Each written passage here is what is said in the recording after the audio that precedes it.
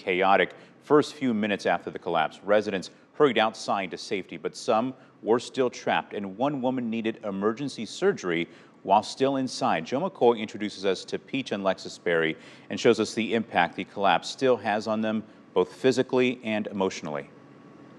We had sat down to just relax for a moment before we started cooking, and then right outside the door frame, it was cracking at the top. 2 minutes after Peach and Lexus Berry took this photo, disaster struck.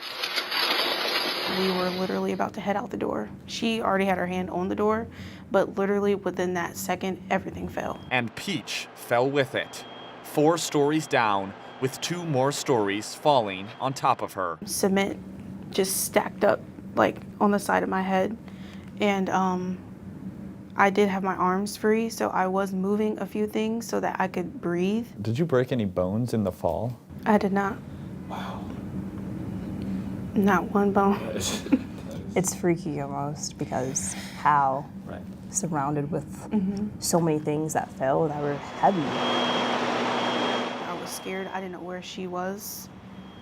I was terrified that she was under something that she couldn't get out of. Her wife Lexus stood on a singular square foot of flooring that remained.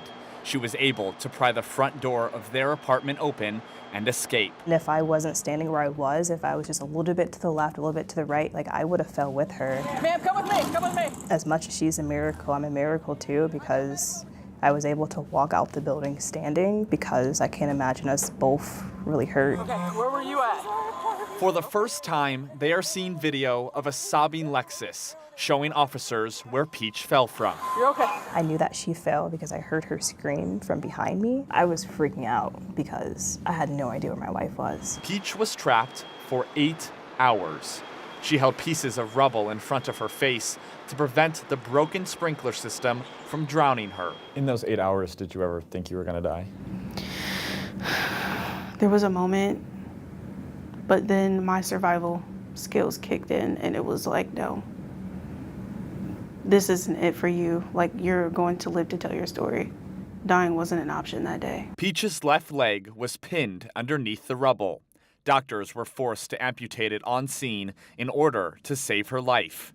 But the only thing she cared about was knowing if her wife was alive. Hearing her voice when they did get me dug out was the biggest sigh of relief. I just wanted to live and get out of there. I just wanted that nightmare to end. But the nightmare was just beginning. Peach has had 4 surgeries in the year since and attends physical therapy twice a week. Taking it day by day as best as I can, because some days are definitely harder than others. You're doing amazing. Yeah. I'm so proud of you. Peach hopes to be walking with her prosthetic leg by the end of the year. Just getting the motion and the movement and like trusting the prosthetic, because now that's my anchor now. I have to rely on that. The couple moved to Chicago a month and a half after the collapse. They are still adjusting to a new city and a different and more challenging way of life. Even just going out to dinner, going to museums, we need to make sure that we have an accommodated car to be able to get there for Peach, that everything is accessible for her. But I think one thing that helps is that we have each other. I can't imagine doing this alone. And how'd you guys meet originally? Church camp.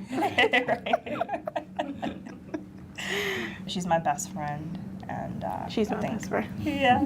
It's this unbreakable bond that has sustained them since their life was flipped upside down. Imagine having like a certain way of life and like everything changes overnight. So we try our best to see the light in a very dark time.